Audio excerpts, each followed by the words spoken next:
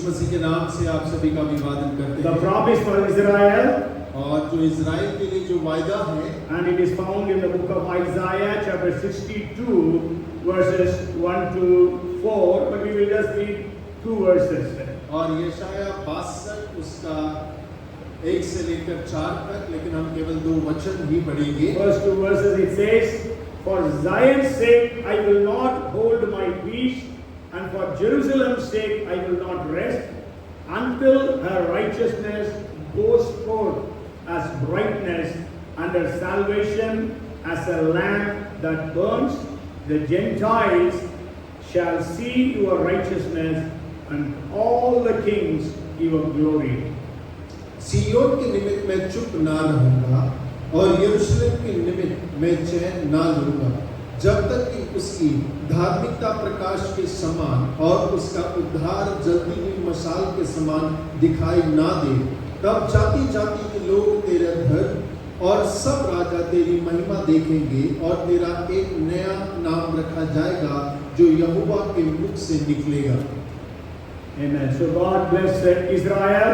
परमेश्वर इज़राइल को आशीष करे। And today we know it is Father's Day. और जैसे आज हम जानते हैं कि आज पिता दिवस है। 3rd Sunday of the month of June is celebrated around the world as Father's Day. और जून महीने का तीसरा रविवार संसार भर में पिता दिवस के रूप में मनाया जाता है। And we know Bible speaks so much about fathers.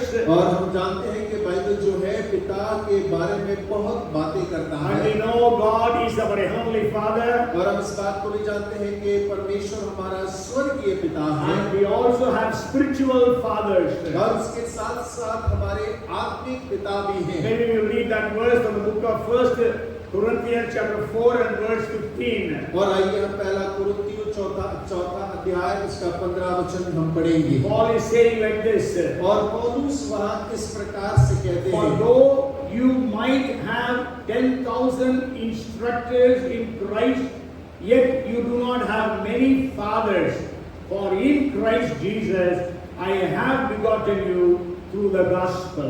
क्योंकि यदि मसीह में तुम्हारे सिखाने वाले 10,000 भी होते तो भी तुम्हारे पिता बहुत से नहीं, इसलिए कि मसीह यीशु में सुसमाचार के द्वारा मैं तुम्हारा पिता हुआ। So God has given us spiritual fathers as well. और परमेश्वर ने हमें आत्मिक पिताओं को भी प्रदान किया है। And we also thank God for our earthly fathers. और उसके साथ साथ हमारे शारीरिक पिताओं के लिए हम परमेश्वर का धन्यवाद करते हैं। If they would not have been there, we don't know what would have happened to us.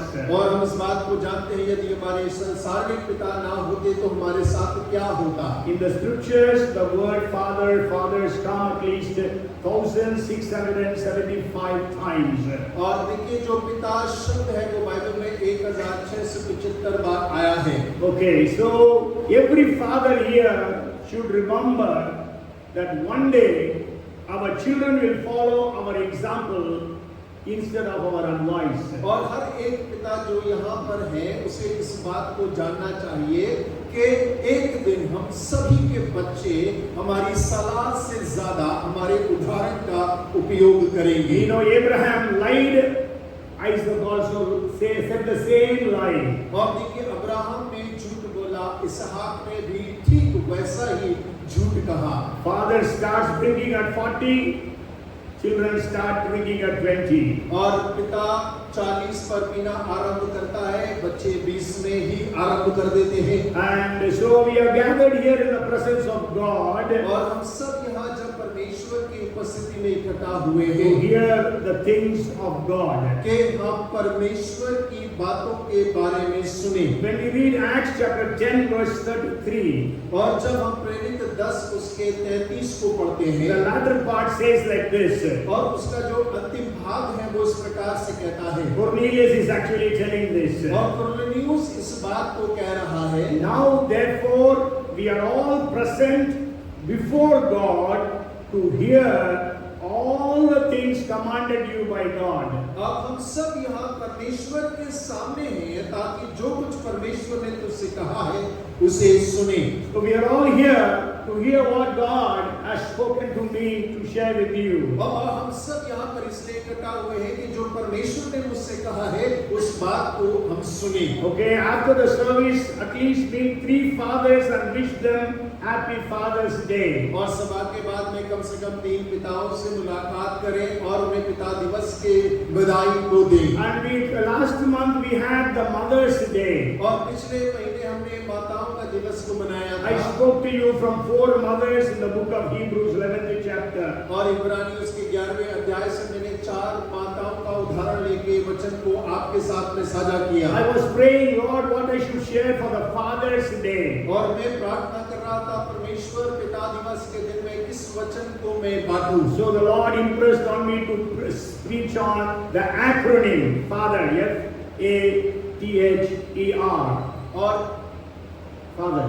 और परमेश्वर ने मेरे हृदय में डाला कि मैं पिता शब्द को लेकर उस पर प्रचार करूं। Okay, so all the fathers here and also all mothers, brothers, sisters, children, all of you, the word is for every one of us. और देखिए बहुत से पिता हैं, माताएं हैं, भाई हैं, बहनें हैं, हम सब के लिए जो वचन है हम सब के लिए है। Especially for all the fathers here. और लेकिन विशेषकर उन सभी के लिए जो पिता यहाँ पर विराजमान हैं। How a Christian father should be. और एक मसीह पिता को किस प्रकार का होना चाहिए। In other words, how a believer father should be. और दूसरे शब्दों में कहा जाए तो विश्वासी पिता को किस प्रकार का होना चाहिए। So F stands for fearing God. और जो अंग्रेजी का F शब्द है उसका अर्थ है कि परमेश्वर का भय मानने वाला पिता। Every father here and also every one of us, we all need to fear the Lord. और हर एक जन पिता जो यहाँ है या हम सबको परमेश्वर के भय मानने वाला होने की आवश्यकता है। Fear of God is a commandment. और परमेश्वर का भय एक आज्ञा है।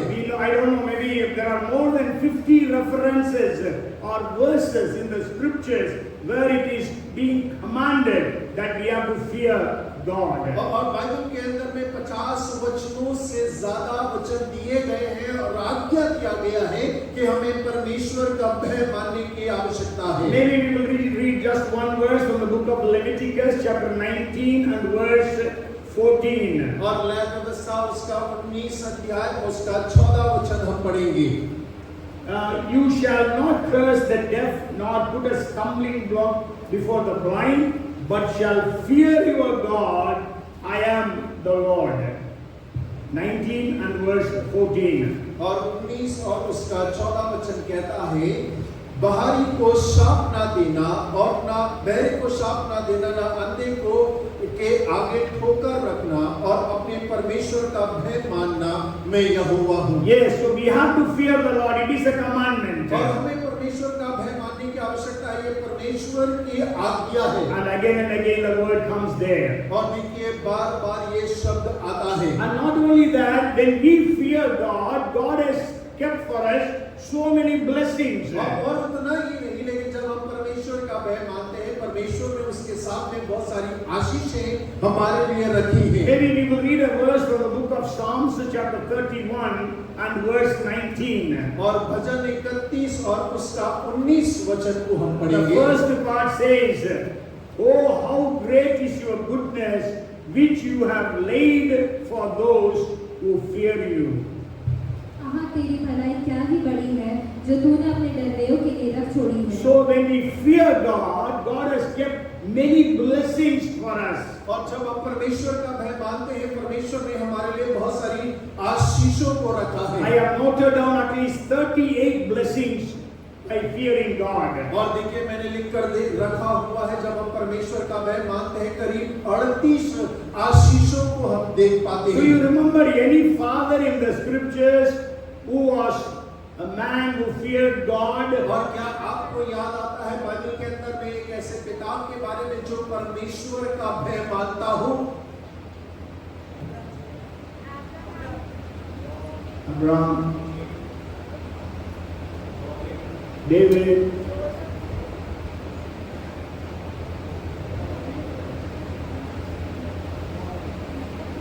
Noah. Okay, very good. They all feared God. But you know, God himself testifies about this man that he fears me. और देखिए ये सब परमेश्वर का भय मानते थे, लेकिन एक जन है जिसके बारे में स्वयं परमेश्वर कहता है कि वो मेरा भय मानने वाला है। Job. और अय्यूब, God says about him in the first chapter of Job and verse 8. और देखिए अय्यूब उसके पहले अध्याय उसके 8 वचन में परमेश्वर उसके बारे में यूं कहता है, Have you considered my servant Job? There is no one on the earth like him. He is blameless and upright, a man who fears God and shuns evil. क्या तूने मेरे दास अय्यूब पर ध्यान दिया है, क्योंकि उसके तुल्य खरा और सीधा और मेरा भय मानने वाला और बुराई से दूर रहने वाला मनुष्य और कोई नहीं है।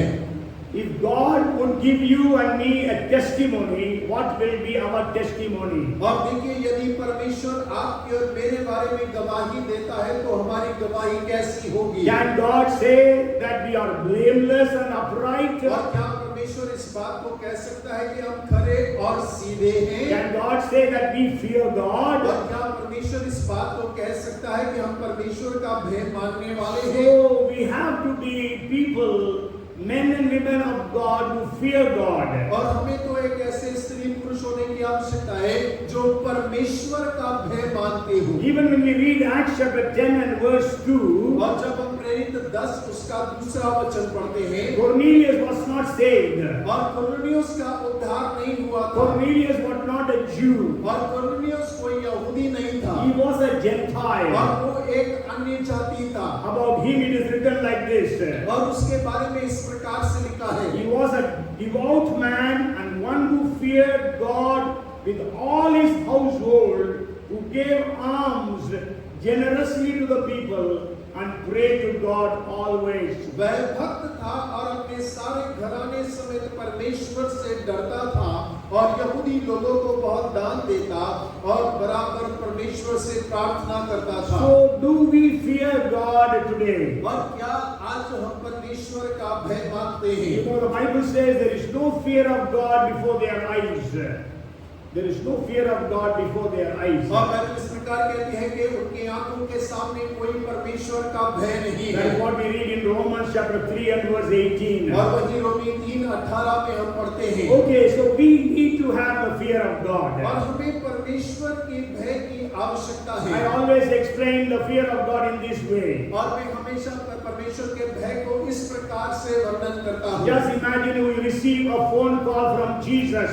और आप ऐसी कल्पना करें कि यीशु मसीह से आपको एक फोन आता है। And Jesus says, my son, my daughter, I am going to come and stay in your house on such and such day I am coming. और देखिए यीशु मसीह कहते हैं कि मेरे बेटा बेटी मैं इस फला तारीख में तेरे घर आकर तेरे साथ में रहूंगा। What will be our reaction? और हमारी प्रतिक्रिया क्या होगी? We will tell our wife, our husband, our children, "Oi, Jesus is coming." और हम अपनी पत्नी से या पति से अपने बच्चों को बताएंगे, अरे यीशु मसीह आ रहा है।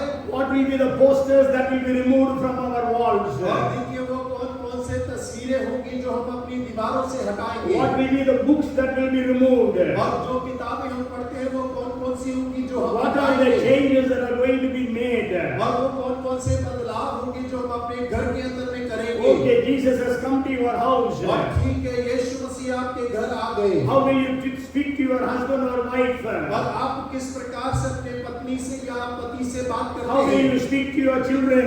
और आप अपने बच्चों से कैसे बातें करते How हैं? the children will be speaking to the parents? और बच्चे माँ बाप से कैसे बातें करेंगे? What type of programs will we be watching on the TV? और किस प्रकार के कार्यक्रम हम टीवी पर देखेंगे? What will be watching on the video on the mobile? और किस प्रकार के चलचित्र हम मोबाइल पर देखेंगे? Everything will be changed or not? और हर एक चीज बदल जाएगी या नहीं बदलेगी? Why? और क्यों? Because Jesus is there. और यीशु मसीह वहां पर है। We don't want to anger or annoy Jesus anymore. और हम यीशु मसीह को क्रोधित अब और नहीं करना चाहेंगे। Otherwise, Jesus may take a whip and beat us up and drive us out of our own houses. और नहीं तो यीशु मसीह एक कोड़ा बनाएगा और हमको ही हमारे घर से भगा देगा। As we drove the people from the temple. और जैसे उसने मंदिर से लोगों को मार भगाया। So the first word or alphabet is F. F stands for fear of God. और देखिए अंग्रेजी फादर का जो पहला शब्द है वो एफ है और उसका अर्थ है कि परमेश्वर का भय मानने So वाले। on this Father's Day, I appeal to every one of us here, do we fear God? और देखिए आज पिता दिवस में हर एक पिता से मैं आग्रह करना चाहूंगा, कहना चाहूंगा क्या हम परमेश्वर का भय मानते The हैं। second alphabet is A. और अगला जो शब्द है अंग्रेजी का वो ए है। A stands for available. और ए का अर्थ है कि हम उपलब्ध हो। Fathers here or even others, are we available to our family? और पिता और बाकी सब लोग क्या हम अपने परिवारों के लिए उपलब्ध हैं? In this world, when we are so busy with our jobs and our other things, are we able to be having a balance with our career and with our family life? अब देखिए जब इस संसार के अंदर हम अपने कार्यों में व्यवस्था कार्यों के अंदर में इतने व्यस्त हैं, क्या हम अपने परिवार और कार्य में संतुलन बिठा पा रहे हैं? Job was available to his family. और अय्यूब अपने परिवार के लिए उपलब्ध था।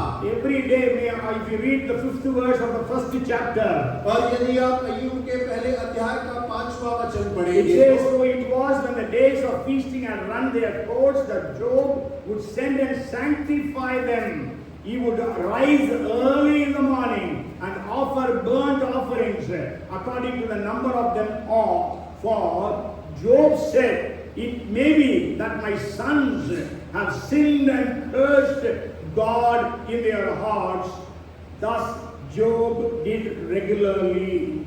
तब जब भोज के दिन पूरे हो जाते तब अय्यूब उन्हें बुलाकर पवित्र करता और बड़े भोर को उठकर उनकी गिनती के अनुसार होम बलि चढ़ाता था, क्योंकि अय्यूब सोचता था कदाचित मेरे लड़कों ने पाप करके परमेश्वर को छोड़ दिया हो। इसी रीति अय्यूब सदैव किया करता था। Yes, so we have to be available to our family. और हमें तो अपने परिवार के लिए उपलब्ध रहने की आवश्यकता We है। all heard of Dr. Paul Yangicho, Pastor Paul Yangicho so many times. और हमने कईयों बार डॉक्टर पॉल यांगिचो के बारे में सुना है। Pastor Paul Yangicho, once when he returned from his ministry, और एक बार पॉल यांगिचो जब अपनी सेवकाई को समाप्त कर घर लौटे, his wife said, और उनकी पत्नी ने कहा, I am going to file a divorce from you. और मैं आपसे तलाक लेने के लिए अर्जी दे दूंगी। And he was shocked. और वो बड़े अचंभित हो गए। And he asked why? और उन्होंने पूछा क्या कारण है? Because you have no time for me and my family. और उन्होंने कहा कि आपके पास मेरे और मेरे परिवार के लिए समय नहीं है। So Paul Yangicho went to pray. और पॉल यांगिचो प्रार्थना करने गए। And he told God, God, I am serving you so sincerely, faithfully, from morning till night. But now my wife says she is going to divorce me. और उन्होंने कहा परमेश्वर मैं तो आपकी बड़ी ईमानदारी के साथ मैं सुबह से लेकर रात तक सेवा कर रहा हूँ, लेकिन अब मेरी पत्नी कह रही है कि वो मुझे तलाक दे देगी। Then God spoke to him. और परमेश्वर ने उनसे बात की। What she says is right. और जो वो कह रही है वो सही है। You have to set your priorities right. और तुझे अपनी प्राथमिकताओं को सही से बैठाना होगा। जो Paul Yangicho said, Lord, my priorities are right. और पौल यांगिचो ने कहा परमेश्वर मेरी प्राथमिकताएं तो सही है। For me, first is the ministry, second is the ministries, third is the ministries. Every time ministries. और उसने कहा कि मेरे लिए प्रथम सेवकाई है, दूसरा भी सेवकाई है, तीसरा भी सेवकाई है, सब सेवकाई ही है। And then God spoke to him about the priority. और परमेश्वर ने उससे प्राथमिकताओं के बारे में बातें की। God said, first is God. और परमेश्वर ने कहा सर्वप्रथम परमेश्वर होता है। Second is your family. और दूसरा तेरा परिवार होता है। Third is your ministry. और तीसरे पायदान पर तेरी सेवकाई आती है। And then he understand that he has to give time to his family. और उसके बाद वो इस बात को समझ गया कि उसे अपने परिवार को समय देना अनिवार्य है। So we have to be available to our families. और हमें अपने परिवारों के लिए हमेशा उपलब्ध होना है। We know husband and wife both are working. और जब हम जानते हैं कि पति पत्नी दोनों कार्य कर रहे So हैं busy we are. और हम बहुत व्यस्त होते So we हैं don't have time for our children. और बच्चों के लिए समय नहीं निकाल Maybe you पाते। might have heard this story. और हो सकता है कि आपने इस कहानी को सुना The होगा। man came home very late. और एक पुरुष अपने घर बहुत देर से लौट कर आता He है was tired and he was irritated. और वो बहुत थका हुआ था और चिढ़ा हुआ था। His 5-year son came to his dad and said, "Daddy, how are you?" और उसका 5 साल का बेटा आकर उससे कहता है, पिता आज आप कैसे And हैं? he said, "May I ask you a question?" और वो उससे पूछता है, क्या मैं आपसे एक प्रश्न कर सकता हूँ? Man, the dad said, "Yes, just ask me, what is it?" और उसके पिता ने कहा, बेटा पूछ, क्या प्रश्न करता He है? said, "Daddy, how much do you earn an hour?" और वो पूछता है कि पिताजी प्रति घंटा आप कितना कमाते हैं? The father got angry. और उसका बाप गुस्सा हो गया That is not your business. और उसने कहा, ये तुम्हारा काम नहीं है। But anyhow, at last he said, I earn $20 per hour. और लेकिन फिर उसने इस बात को भी बतलाया कि बेटा मैं प्रति घंटा $20 कमाता हूँ। And then he said, "Daddy, can I borrow $10 from you?" और उसके बाद उसने कहा, पापा क्या मैं आपसे $10 उधार ले सकता The हूँ? father got very wild. और उसका पिता तो बहुत ज्यादा गुस्सा हो To गया। ask for money, you are asking such questions. और पैसा मांगने के लिए तुम ऐसे प्रश्नों को कर रहे हो? So he scolded him, and this boy went to his room, and he was in the room. और उसने उसको बहुत डांट दिया, बच्चा उठकर अपने कमरे में चला गया। And after about an hour, the man calmed down. और 1 घंटे के पश्चात उस व्यक्ति का गुस्सा ठंडा हो गया। Maybe I was too harsh with my son. और शायद मैं अपने बेटे के साथ में ज्यादा गुस्सा कर Maybe बैठा। my son needs $10. Let me go and check with him. और शायद मेरे बेटे को $10 की आवश्यकता थी, मैं जाकर उससे बात करता So he हूँ। went to the room and opened the door. और उसने जाकर उस दरवाजे को खोला And he said, "Son, are you awake?" और उसने पूछा, बेटा क्या तुम जगे हो? He said, "Yes, Daddy, I am very much awake." और उसने कहा, हाँ पापा मैं बहुत जगा हूँ। And then the father said, "Maybe I was too harsh with you, so sorry for that. और उसने कहा, शायद मैंने तुम पर ज्यादा गुस्सा कर दिया, मुझे माफ कर दो। And here, have your $10." और उसने कहा, ये लो तुम्हारे $10। My son said, "Thank you so much." और बेटे ने कहा, पापा आपका बहुत धन्यवाद हो। And went and grabbed some more notes, some more currencies below his pillow. और उसने जाकर अपने तकिए के नीचे जो पैसे थे उनको भी इकट्ठा किया। And father got more wild. और उसका पिता उसको देखकर ज्यादा गुस्सा हो When you गया। have money, why you are asking for more money? और जब तेरे पास पैसा है तो पैसा क्यों मांग रहा The है? son said, "Daddy, I didn't have enough." और बेटे ने कहा, पिताजी मेरे पास पर्याप्त Then he नहीं था। counted, he had $20. और उसने गिना तो उसके पास में $20 था। And he gave $20 to his father. और उसने वो $20 लेकर अपने पिता को दे दिए। And told his father, "Can I borrow 1 hour of your time?" और अपने पिता को $20 के देकर कहा, क्या मैं आपका 1 घंटा आपसे ले सकता हूँ? Are we available to our families? क्या हम अपने परिवारों के लिए उपलब्ध हैं? Third alphabet is T, and T stands for teacher. और देखिए तीसरा जो अंग्रेजी का शब्द है वो टी है, उसका अर्थ होता है शिक्षण। Every father needs to be a teacher. और हर एक पिता को एक शिक्षक होने की आवश्यक That है। is a commandment from God. और ये परमेश्वर की ओर से एक आज्ञा When है। we read Deuteronomy chapter 6 and verse 7, और जब हम व्यवस्था विवरण 6 उसका 7 पढ़ते God हैं, is saying, "You shall teach them diligently." Teach them means the word of God to them, diligently to your children, and shall talk of them when you sit in your house, when you walk by the way, when you lie down, and when you rise up.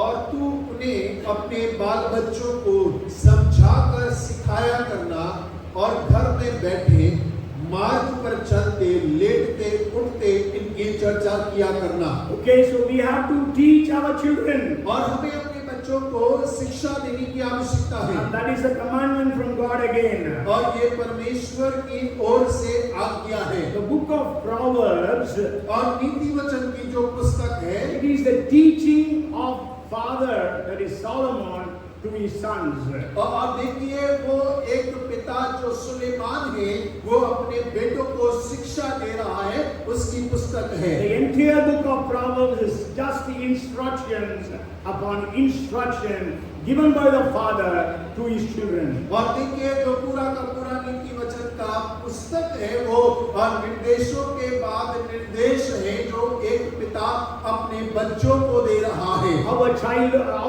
son must work, hard working. और कैसे जब बेटा कार्य करता है तो उसे किस प्रकार से कार्य करना है, And he should not be lazy. और तुझे आलसी नहीं होना How है, his friends should be.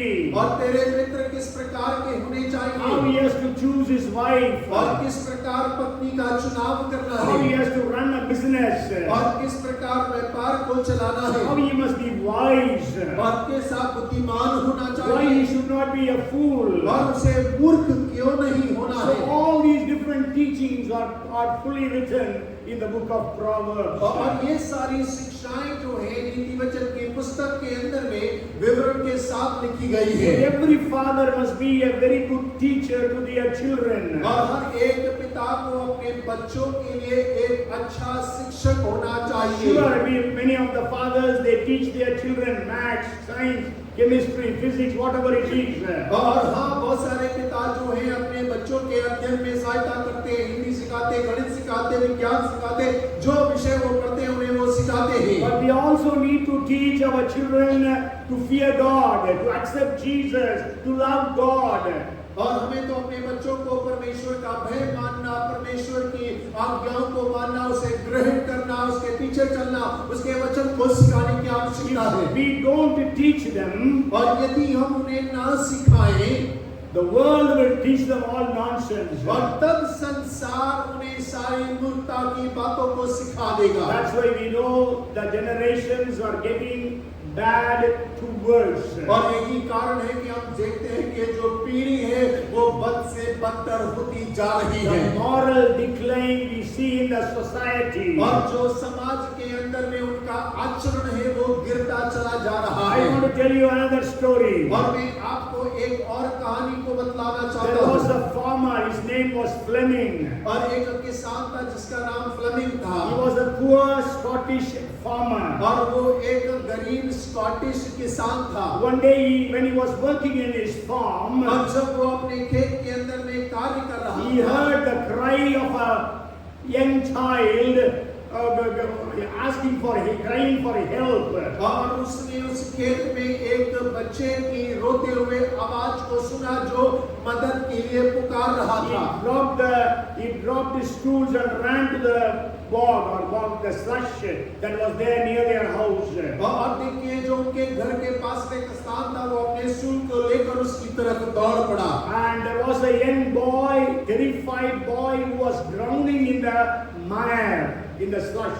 और देखिए वहाँ एक जो दलदल का कीचड़ का वो एक जवान लड़का उसके अंदर में फंसा हुआ था, बड़ा भयभीत था और वो डर रहा था। He was screaming and he was struggling to save himself. और वो चिल्ला रहा था, अपने आप को बचाने का बहुत मुश्किल से प्रयास कर पा But रहा we know था। as you try to save yourself, you go more deeper into the slush. और आप जानते हैं दलदल के अंदर में आप ज्यादा हाथ पैर चलाते हैं तो बचने के बजाय आप उसमें और धंस जाते हैं। So this farmer Fleming saved him from that slush. और उस किसान ने जिसका नाम फ्लेमिंग था उसने उस दलदल से उसे बाहर खींच लिया। Otherwise that boy would have been killed. और नहीं तो वो लड़का उसमें मर जाता। Next day a very rich man came to their house. और अगले दिन एक बड़ा धनी व्यक्ति उनके घर के सामने आता है। And he says, how much do I owe you?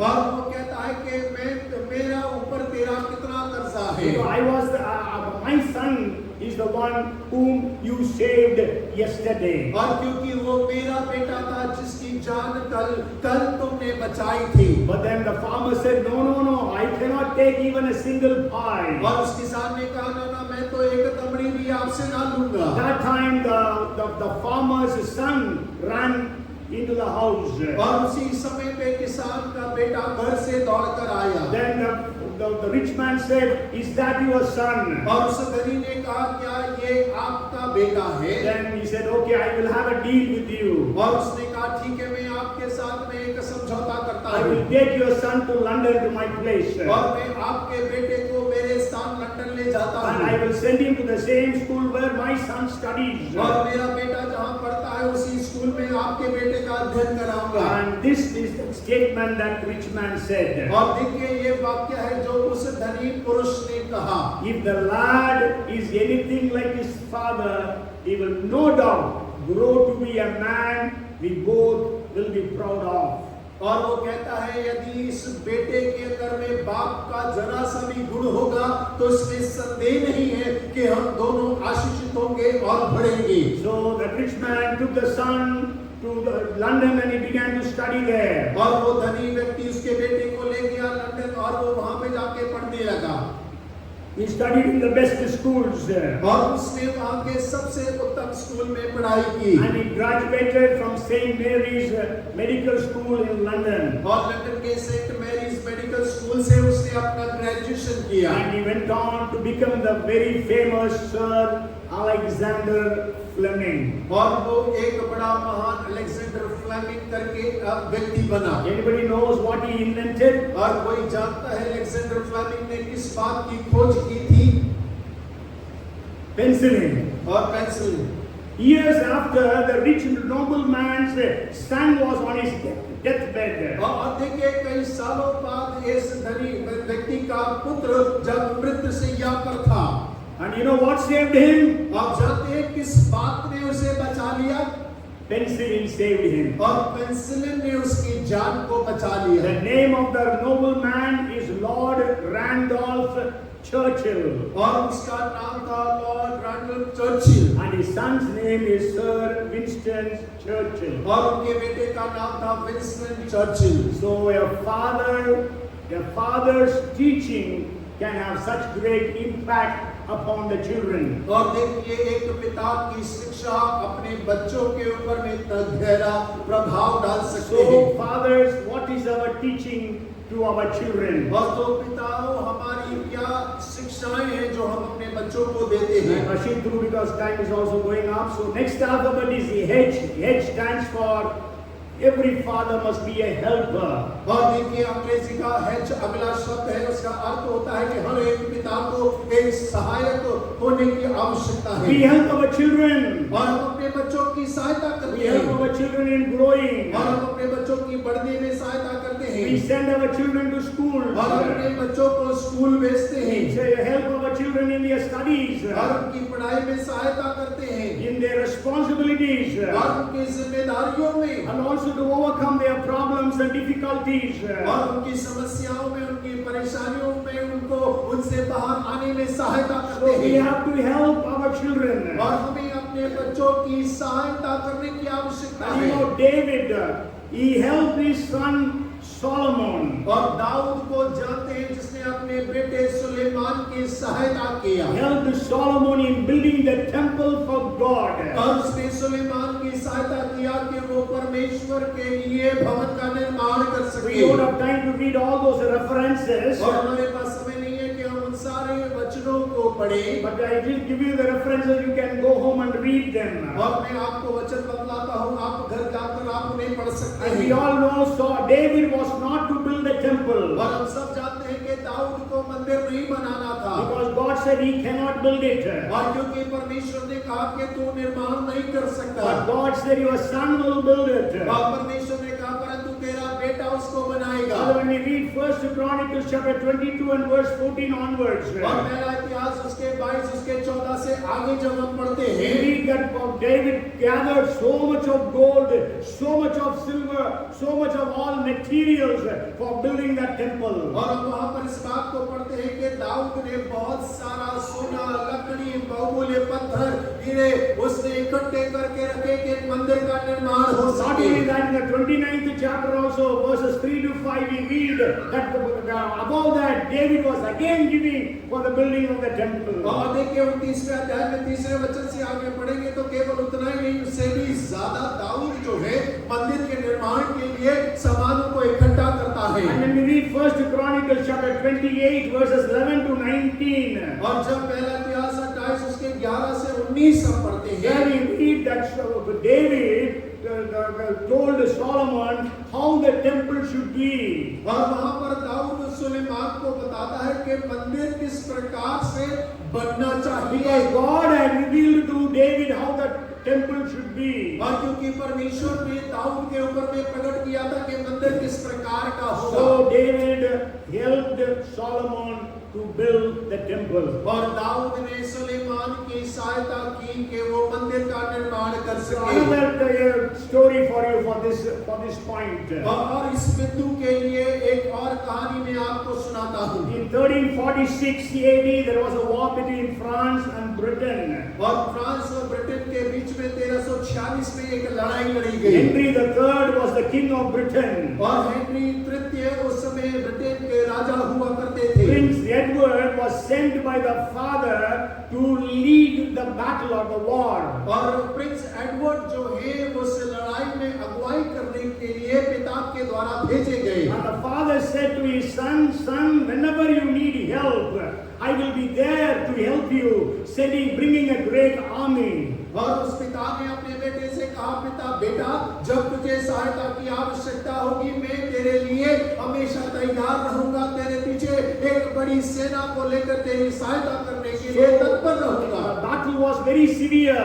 और वो जो लड़ाई थी वो बहुत गंभीर हो गई। Some of the British soldiers were being killed. और बहुत सारे जो ब्रिटिश सैनिक है वो मार गिराए गए। Prince Edward thought they would lose. और प्रिंस एडवर्ड ने सोचा कि वो हार जाएंगे। So he sent word to the father. और उसने पिता को मदद के लिए वचन भेजा। Father did not send any help. और पिता ने कोई सहायता को नहीं भेजा। Prince was disturbed by his father's passivity. और देखिए राजकुमार अपने पिता के ढीले कार्य से बड़ा विचलित हो गया। So again there was the battle became very severe. He thought he is going to lose, and again he sent an emergency help call to the father. और दोबारा से जब युद्ध के अंदर में बहुत घनिष्ठ युद्ध होने लगा तो उसने एक बार फिर से अपने पिता के पास में मदद के लिए पत्र को भेजा। Still the father did not send any help. और फिर पिता ने कोई सहायता को नहीं भेजा। Eventually Prince Edward won the battle. और देखिए अंत में ये हुआ कि एडवर्ड प्रिंस ने उस लड़ाई को जीत लिया। The father said, और पिता ने कहा, I am not an inexperienced chief, not knowing when to send the army to help. और उसके पिता ने कहा कि मैं एक ऐसा अनुभवी व्यक्ति नहीं हूं कि मुझे पता न हो कि युद्ध में कब सेना को भेजना है। Nor an uncaring father, not knowing when to send help in emergency. और ना ही एक ऐसा पिता हूं जिसे ये पता ना हो कि अपने बेटे के लिए सहायता कब भेजना है। Okay, so he was behind scenes. He was all the time willing to help the son. और देखिए वो पर्दे के पीछे अपने हृदय में इस बात की इच्छा को रखे था कि मैं अपनी बेटे की सहायता करूंगा। Though the father was not physically present, और पिता शारीरिक रूप में वहां मौजूद नहीं था, but he was a father standing near to help. लेकिन वो पिता जो उसके साथ में बाजू में खड़ा होकर उसकी सहायता कर रहा था। At the right time, since he was watching everything. और देखिए सही समय पर क्योंकि वो सारी बातों को देख रहा था। So fathers, help your children. और पिता अपने बच्चों की सहायता करें To find the purpose of God in their lives. ताकि वो अपने जीवन के अंदर में परमेश्वर के उद्देश्य को खोजने पाए। Achieve the purposes of God. और वो अपने जीवन के अंदर में परमेश्वर के उद्देश्य को खोज पाए। They will be able to realize their dreams coming true. और ताकि वो अपने सपनों को जो आ रहे उनको पहचान पाए। The next alphabet is E. E stands for encourager. और अगला शब्द अंग्रेजी का ई है जिसका मतलब होता है प्रोत्साहन करने वाला। Okay, so every father needs to encourage their children. और हर एक पिता को अपने बच्चों को प्रोत्साहित करने की आवश्यकता है। But nowadays in this stiff competition, और लेकिन अब के दिनों में जब कठिन प्रतियोगिताएं होती हैं, many parents, many fathers, many mothers, they fail to encourage their failing children. और लेकिन आज बहुत सारे माता पिता जो हैं अपने बच्चों को जो असफल हो रहे हैं उन्हें सहन करने में असफल हो They जाते हैं always try to compare their children with other children. और वो हमेशा अपने बच्चों की तुलना दूसरे बच्चों से करते रहते हैं And try to discourage their children. और अपने बच्चों को निरुत्साहित करते रहते That's हैं what we read in 1 Thessalonians chapter 2 verses 8 to 13 we read at the time of the Bible reading. और देखिए वही पद जो है हमने पहला थिस्सलुनीय दूसरे अध्याय 8 से 12 पद तक पढ़ा है We will just read 1 Thessalonians chapter 2 and verse 11. और हम उसका 11वां वचन पढ़ेंगे It says, "For you know that we dealt with each of you as a father deals with his own children, encouraging, comforting, and urging you to live life worthy of God." Maybe 12th verse, maybe I don't know. और तुम जानते हो कि जैसा पिता अपने बालकों के साथ व्यवहार करता वैसा ही हम भी तुम में से हर एक को उपदेश करते और शांति देते और समझाते थे कि तुम्हारा चाल चलन परमेश्वर के योग्य हो और तुम्हें अपने राज्य और महिमा में बुलाता है Yeah, so the Paul is telling that he was encouraging the believers in Thessalonica. और यहाँ पे पौलुस इस बात को कह रहा है कि वो थिस्सलुनीकी कलीसिया में विश्वासियों को प्रोत्साहित कर रहा है Okay, so we need to encourage our children. और हमें तो अपने बच्चों को प्रोत्साहित करने की आवश्यकता है Even you go home and read again 1 Chronicles chapter 28 verses 9 onwards. और आप पहला इतिहास उसके 28 उसके 9 के आगे आप अपने घर जाकर पढ़िएगा David encouraged Solomon to build the temple of God. और दाऊद ने सुलेमान को प्रोत्साहित किया कि वो परमेश्वर के लिए भवन निर्माण करे He says, "Be strong and do it." और वो कहता है कि हियावकान और कार्य को कर Again, I tell you a story about it. और इसके लिए मैं एक और कहानी आपको सुनाता हूँ A young boy complained to his father, और एक जवान लड़का अपने पिता से शिकायत करता है and he says, "Dad, nowadays the songs in the church are very boring." और वो कहता है कि पिताजी आजकल जो कलीसिया में गीत गाए जाते हैं उसमें कोई मनोरंजन नहीं होता है Okay, the father said, और पिता ने कहा "If you can write better hymns, और यदि तू बेहतर गीत लिख सके why don't you do it?" और तो फिर क्यों नहीं करते The हो father encouraged him to compose songs and write songs. और उसके पिता ने अपने बेटों को गीत लिखने के लिए प्रोत्साहित किया And the boy went into his room and wrote his first hymn. और बेटा अपने कमरे में गया और उसने अपने जीवन काल का पहला गीत लिखा That year was 1690. और वो 1690 का समय था And his name was Isaac Watts. और उनका नाम आइजैक वॉश था He has written about 750 hymns. और उन्होंने 750 भजन लिखे हैं You know, some of them were when I surveyed the wondrous cross. Hindi में भी है वो, जिस क्रूस पे यीशु हुआ था, joy to the world, the very famous Christian carols, our God, our help in ages past, like that he has written about 750 hymns. और उसने बड़े प्रसिद्ध गानों को भजनों को लिखा है जॉय टू द वर्ल्ड और इस प्रकार करीब 750 भजन उन्होंने लिखे हैं And he is called as the father of English hymns. और उन्हें तो अंग्रेजी भजन गीतों का पिता कहकर पुकारा गया Many of his hymns have been translated into hundreds of languages. और उनके बहुत सारे भजन या गीतों को कई सैकड़ों भाषाओं में अनुवादित किया गया है So maybe that boy was feeling bored. और हो सकता है कि उस लड़के को उन गीतों में आनंद नहीं आ रहा होगा And the father did not discourage him. और उसके पिता ने उसे निरुत्साहित नहीं किया Many times we try to scold our children and make them sit. और कईयों बार हम अपने बच्चों को डांट कर बैठा देते But the हैं father encouraged him. और लेकिन उसके पिता ने उसे प्रोत्साहित किया Now the world is singing his hymns. और अब संसार उनके लिखे गीतों को गा रहा है More than 300 years later. और देखिए 300 वर्षों के बाद भी And the last alphabet. और आखिरी शब्द जो है Our F stands for fear of God. और जो F है पहला शब्द जो परमेश्वर के भय को दर्शाता है, A stands for availability. और A जो उपलब्धता को दर्शाता है, T stands for teacher. और T जो है शिक्षक को दर्शाता है, H stands for helper. और H जो है सहायक को दर्शाता है, E stands for encourager. और E जो है प्रोत्साहन करने वाले को दर्शाता है, And R stands for restrainer. और R शब्द जो है संभालने वाले के रूप में दर्शाता है। Every father needs to correct their children. और हर एक पिता को अपने बच्चों को सुधारने की जरूरत है, Restrain them from doing anything evil.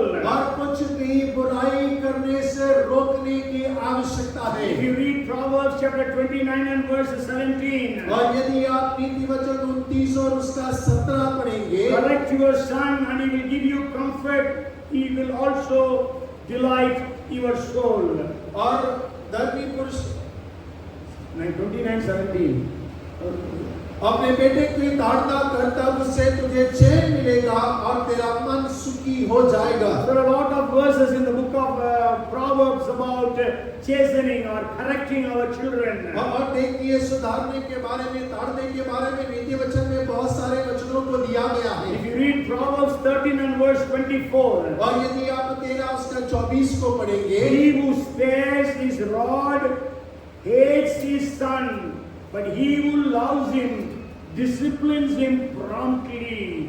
जो बेटे पर छड़ी नहीं चलाता वह उसका बैरी है, परंतु जो उससे प्रेम रखता वह यत्न से उसको शिक्षा देता है। Today's world is anti to using rod or chastening our children. और आप देखिए आज संसार तो इसका विरोधी है कि हम अपने बच्चों के ऊपर में छड़ी या अपने सुधारने का कार्य करें। What is God's word saying?